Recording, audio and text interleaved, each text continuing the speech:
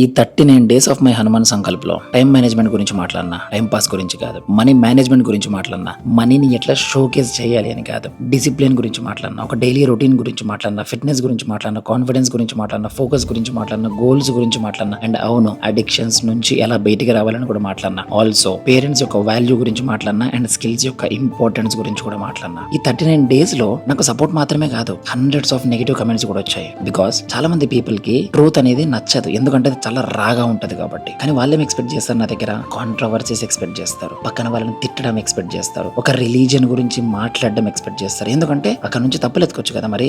But నేను అది చేయలేదు. హనుమాన్ సంకల్ప అనే ఒక స్పిరిచువల్ థింగ్ ని చేస్తూ కూడా నేను హనుమంతుని గురించి మాట్లాడడం చేయలేదు, అక్కడ ఒక భక్తి గురించి చెప్పడం చేయలేదు. అక్కడ నేను చెప్పింది ఏంది, నేను హనుమంతుని నుంచి ఏం నేర్చుకున్నా, నా నిజ జీవితంలో ఎక్స్పీరియన్సెస్ ఏమో ఉన్నాయని షేర్ చేయడానికి ట్రై చేశాను. నాకు ఒక చిన్న కాన్సెప్ట్ అర్థం కాదనమాట. చాలా మంది పీపుల్ టెంపుల్స్ కి వెళ్తారు, అక్కడ కొబ్బరికాయ ఇస్తారు, అగరబత్తి ఇస్తారు, పూలు పెడతారు, ప్రసాదం ఇస్తారు, అన్ని చేస్తారు. ఒక్కటి మాత్రం వాళ్ళు మర్చిపోతారు, దేవుడి దగ్గర నుంచి బ్లెస్సింగ్స్ తీసుకోవడం అది ఓకే, కానీ మనము ఆ దేవుడి నుంచి ఏం నేర్చుకున్నాం అనేది చాలా ఇంపార్టెంట్. వర్షిప్ చేయడం కాదు ఇంపార్టెంట్, ఆ దేవుడి దగ్గర నుంచి ఏం విజ్డమ్ తెచ్చుకున్నాం అనేది ఇంపార్టెంట్. హనుమంతుడికి, జీసస్ కి, అల్లాకి, రాముడికి ప్రతి ఒక్క దేవుడికి ఒక స్టోరీ ఉంది. కావాలంటే దాని మీద చాలా బుక్కులే ఉన్నాయి చదవాలి అంటే. కానీ మోస్ట్ ఆఫ్ ది పీపుల్ ఏం చేస్తారంటే ఆ స్టోరీస్ ని వర్షిప్ చేస్తారు, పూజించడం కాదు చేయాల్సింది. ఆ స్టోరీస్ నుంచి ఏం లెసన్స్ నేర్చుకున్నాం అనేది ఇంపార్టెంట్ అనమాట. ఆ లెసన్స్ ఏమో నాకు కొద్ది గొప్ప అర్థమయ్యి వాటిని నా లైఫ్ లో నేను యూజ్ చేసి ఆ ఎక్స్పీరియన్సెస్ ని నేను షేర్ చేసుకుందాము ఈ హనుమాన్ సంకల్ప అనే ఒక ఆపర్చునిటీతో అంటే కూడా నన్ను హేట్ చేస్తారు. ఆ హనుమంతుడికి లక్షల మంది హేటర్స్ ఉన్నప్పుడు నాకెంత, అది వేరే విషయం. బట్ ఒకటే